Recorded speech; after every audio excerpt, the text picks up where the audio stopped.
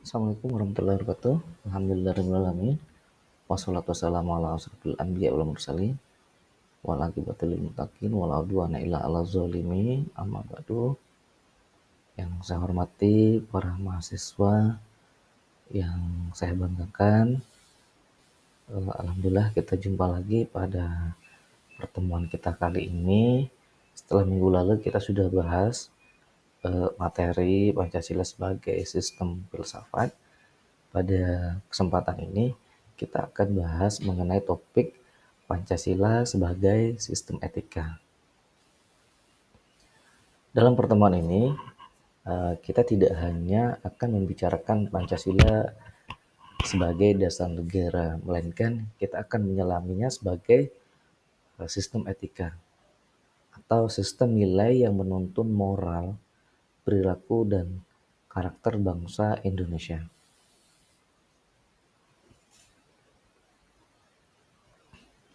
Untuk kita ketahui, saudara-saudara sekalian, untuk kita ketahui, di era yang serba cepat ini, kita di dunia dihubungkan oleh teknologi. Kita dihadapkan pada situasi yang penuh dengan paradoks. Kita semakin cerdas secara intelektual, secara pikiran, namun seringkali kita kehilangan arah. Kita kehilangan arah moral kita. Kita hidup di mana informasi yang begitu mudah sekali diakses, tetapi kebijaksanaan menjadi sesuatu yang sangat langka. Dan dalam kondisi inilah Pancasila hadir bukan sebagai ideologi, melainkan sebagai penuntun kehidupan, sebagai penuntun etika kehidupan berbangsa dan bernegara kita dalam kehidupan sehari-hari. Nah, melalui pembelajaran ini, melalui pertemuan ini, melalui pembelajaran ini, kita berharap mahasiswa mampu menumbuhkan tanggung jawab moral sebagai warga negara, memahami konsep dasar dari etika dan nilai-nilai Pancasila, menganalisis permasalahan moral bangsa dengan kritis, dan yang sangat terpenting, yang paling penting lagi adalah menginternalisasi nilai-nilai etika Pancasila ke dalam perilaku nyata, ke dalam perilaku nyata dalam kehidupan kita sehari-hari.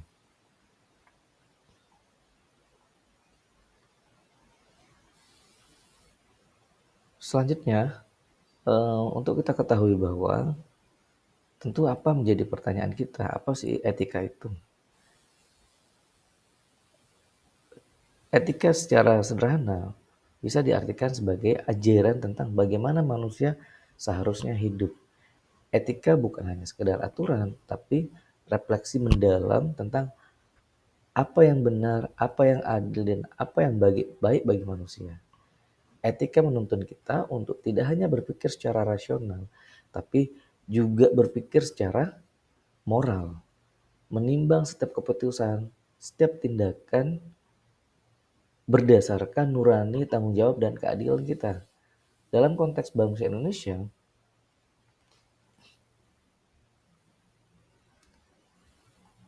dalam konteks bangsa Indonesia, Pancasila adalah fondasi etika itu sendiri. Pancasila itu bukan hanya etika itu bukan hanya simbol Pancasila itu bukan hanya simbol politik atau ideologi formal, melainkan sistem moral yang hidup di tengah masyarakat, menjadi pedoman yang menata perilaku negara-negara agar tetap berkeadilan, berkeadaban, dan berkemanusiaan. Pancasila mengajarkan kita bahwa kekuasaan tanpa moral adalah keserakahan. Kebebasan tanpa tanggung jawab adalah kekacauan. Karena kita perlu keseimbangan. Oleh karena itu, dan ilmu dan ilmu pengetahuan tanpa nilai-nilai kemanusiaan hanya akan melahirkan kehancuran. Oleh karena itu, Pancasila itu adalah keseimbangan antara akal, hati, dan tindakan.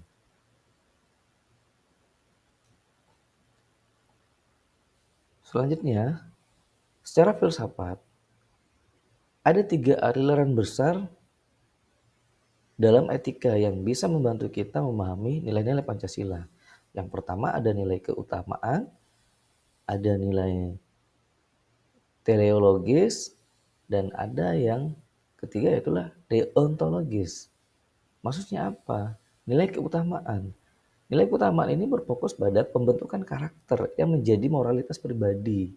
Manusia yang beretika adalah manusia yang berkeutamaan, yang mampu membedakan mana yang baik dan mana yang buruk. Bukan karena aturan, tetapi karena kesadarannya. Kedua, yaitu etika teleologis, yaitu menilai tindakan berdasarkan akibat dan tujuannya. Tindakan yang baik menurut aliran etika teologisnya adalah tindakan yang baik adalah yang menghasilkan manfaat sosial, kesejahteraan, dan kebahagiaan bersama. Yang ketiga, nilai deontologis. Nilai deontologis ini adalah yang menilai tindakan dari kewajiban moralnya. Seseorang harus berbuat benar, bukan karena takut dihukum, tetapi karena ia sadar bahwa kebenaran adalah panggilan nurani kita semua. Nah, ketiga aliran ini berpadu dalam etika Pancasila, di mana ketiga aliran ini berpadu dalam etika Pancasila, di mana Pancasila itu membentuk manusia yang berwatak luhur, menimbang tindakan dari akibat sosialnya, dan menegakkan kebenaran sebagaimana kewajiban moral.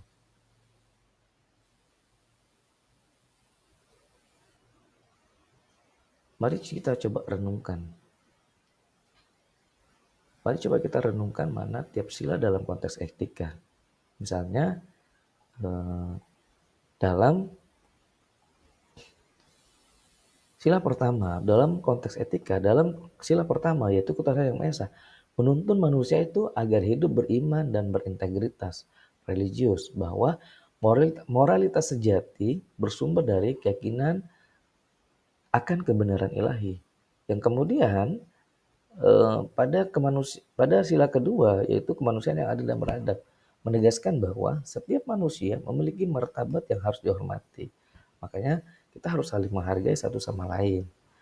Yang eh, dalam konteks etika yang dalam persatuan ini adalah sila ketiga yaitu persatuan Indonesia mengajarkan bahwa kebersamaan lebih tinggi dari kepentingan pribadi ataupun kelompok. Dan yang keempat yaitu kerakyatan dipimpin oleh hikmat kebijaksanaan, menuntun kita pada musyawarah, mendengarkan suara hati, mendengarkan suara rakyat secara arif dan bijaksana. Dan keadilan sosial bagi seluruh rakyat Indonesia adalah puncak dari moralitas itu sendiri. Di mana tempat ini, di mana keadilan tidak lagi hanya menjadi kata, tetapi menjadi praktik yang dirasakan oleh semua. Namun,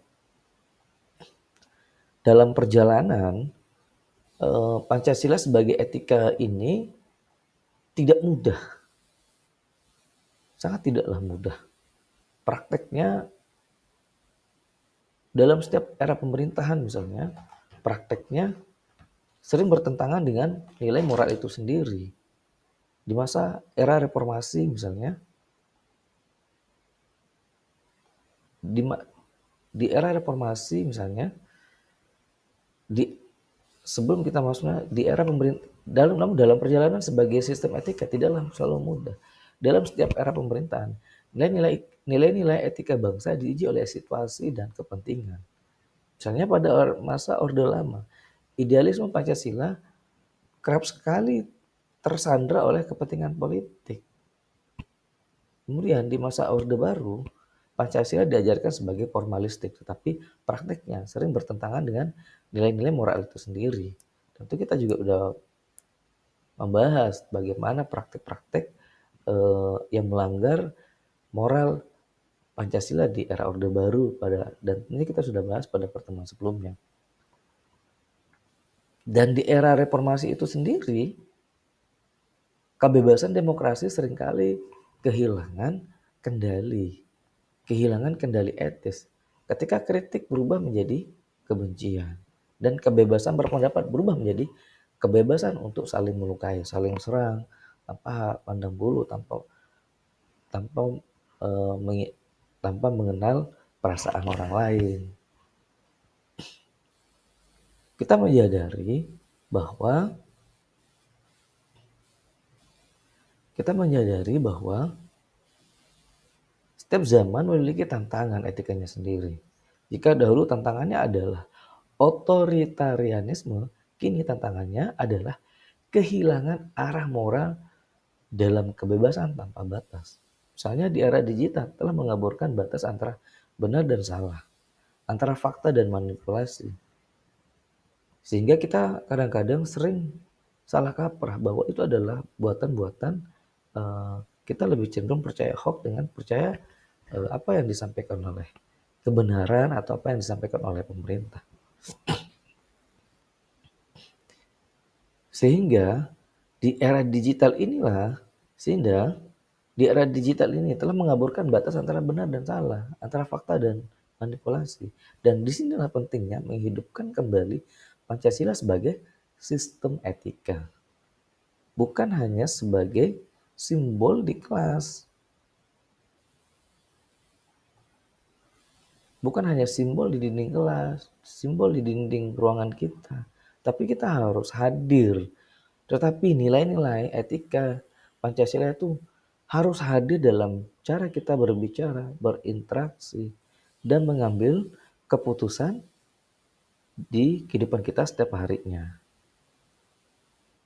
Esensi Pancasila itu sebagai sistem etika,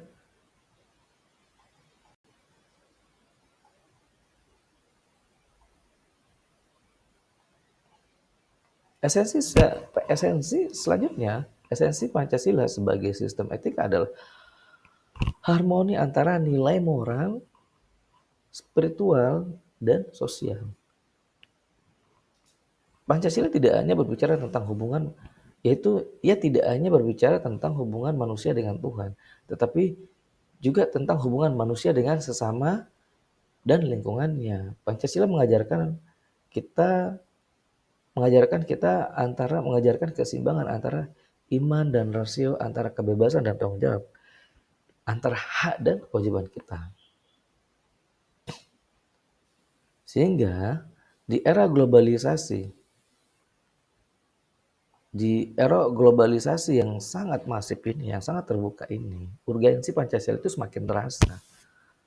Yaitu ketika nilai-nilai global seringkali membawa pengaruh yang mengikis identitas bangsa, maka disinilah Pancasila hadir menjadi filter moral, yaitu menyaring mana nilai universal yang patut diterima dan mana nilai yang perlu kita sisihkan. Dan mana yang justru bertentangan dengan kepribadian bangsa Indonesia.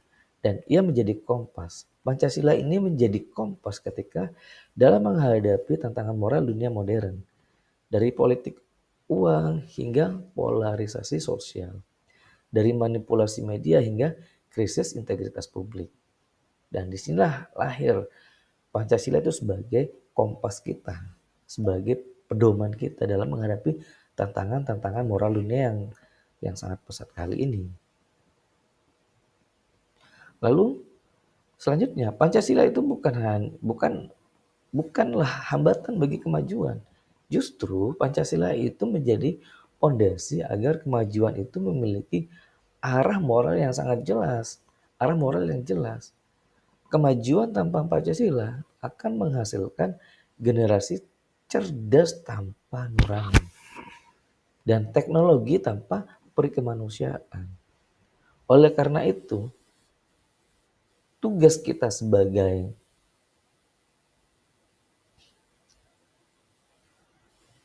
oleh karena itu, tugas kita sebagai manusia terdidik, sebagai generasi intelektual, sebagai generasi penerus bangsa ini bukan hanya memahami nilai-nilai Pancasila, tetapi tugas kita adalah menghidupkannya dalam setiap tindakan nyata di kehidupan berbangsa dan bernegara. Dalam kejujuran saat mengerjakan tugas misalnya. Dalam keadilan ketika menilai orang lain misalnya. dalam empati, dalam setiap melihat penderitaan sesama, dan dalam keberanian untuk berkata benar di tengah kebohongan. Selanjutnya, yang perlu saya tekankan di sini adalah bangsa yang besar itu bukan hanya diukur dari kekayaan dan kecanggihannya, melainkan diuk bangsa yang besar itu diukur dari sejauh mana moralitas dan etika dijunjung tinggi oleh setiap warga negaranya. Untuk itu, etika Pancasila adalah jiwa dan moral bangsa Indonesia ini. Yaitu ia menuntun kita agar menjadi manusia dalam kemajuan, jujur dalam tanggung jawab, dan adil dalam setiap langkah kehidupan kita. Pada akhirnya, kemerdekaan sejati bukan hanya terbebas dari penjajahan secara fisik, tetapi kemerdekaan sejati adalah eh, pada akhirnya kemerdekaan sejati bukan hanya terbebas dari penjajahan fisik, tetapi dari segala bentuk penjajahan moral, keserakahan, kebohongan, dan ketidakadilan. Dan selama nilai-nilai Pancasila masih hidup dalam hati dan tindakan kita, bangsa kita tidak pernah kehilangan arah, tidak akan pernah kehilangan arah. Oleh karena itu, Pancasila bukan hanya sekedar sebagai dasar negara kita, melainkan Pancasila itu adalah dasar moral dari peradaban Indonesia yang berkeadaban. Demikian pertemuan singkat kita hari ini. Kalau ada pertanyaan nanti kita bisa diskusikan dalam forum yang sudah disediakan dalam e-link kita.